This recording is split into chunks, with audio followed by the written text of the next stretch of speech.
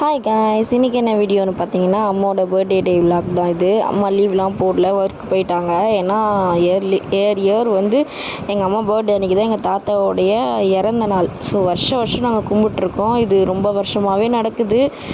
அதாவது எங்கள் அப்பாவுக்கு ஒரு 10 வயசு இருக்கும்போது எங்கள் தாத்தா இறந்தாங்க. எங்கள் ஆயா வந்து அப்பத்துலேருந்து இப்போ வரைக்குமே இன்னும் கும்பிட்டுட்டு தான் இருக்காங்க. ஸோ அதெல்லாம் அந்த டேவை நாங்கள் வந்து ஈவினிங் மேலே தான் செலிப்ரேட் பண்ணுவோம். மார்னிங்லாம் வந்து சாமி கும்பிட்றது அப்படி தான் போயிடும். ஸோ அதுக்காக எங்கள் பாட்டி வீட்டுக்கு வந்து நான் கிளம்பிட்டேன்.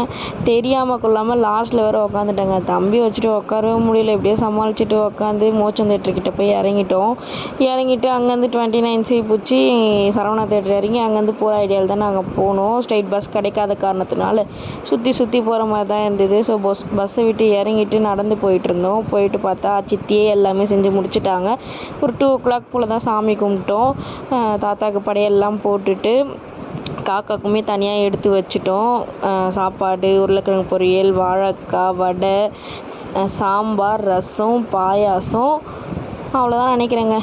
இவ்வளோ ஐட்டம்ஸ், ஒன்லி வெஜ் ஐட்டம்ஸ் தான் செய்வாங்க. எப்போவுமே அவங்களுக்கு பிடிச்சது செய்வாங்கன்னு சொல்லுவாங்க. எங்கள் தாத்தாக்கு என்ன பிடிக்கும்னு எனக்குமே தெரியல, எங்கள் பாட்டிக்கு தான் தெரியும். ஸோ அவங்கள கேட்டால் தான் தெரியும்.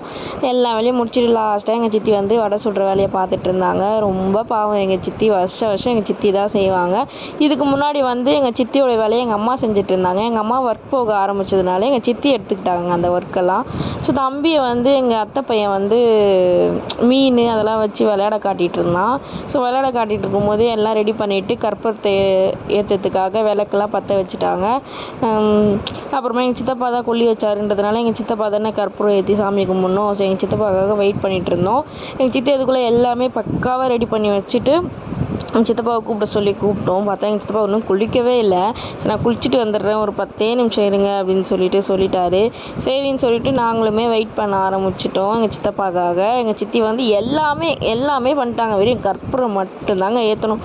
அதுக்காக வெயிட்டிங்லேயே நாங்கள் நின்றுட்டு இருந்தோம் ரொம்ப நேரம். எனக்கே வெறுப்பச்சிச்சு. அப்புறம் சரி, நான் வடையாவது சுடுறேன் சித்தி அப்படின்னு சொல்லிட்டு நானும் போயிட்டு வடை சுட போயிட்டேன். வடை சுட்டுக்கிட்டே இருக்கும்போதே என்ன பண்ணிட்டேன், பாதிலேயே எனக்கு போட வரலன்னு சொல்லிட்டு எங்கள் சித்திக்கிட்ட விட்டு போனேன். எங்கள் சித்தி சம்பவம் பண்ணிட்டாங்க.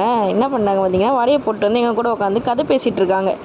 ஐயோ அப்படின்னு சொல்லிட்டு விட்டாச்சு. என்ன எங்கள் அப்பா எதோ வைக்கிறாருன்னு சொல்லி பார்க்காதீங்க. எங்கள் தாத்தாவுக்கு ரொம்ப பிடிச்சதுன்னு பார்த்தா சாராய ஹோட்டலில் தான். ஸோ அதையுமே வச்சாச்சு தாத்தாக்கு.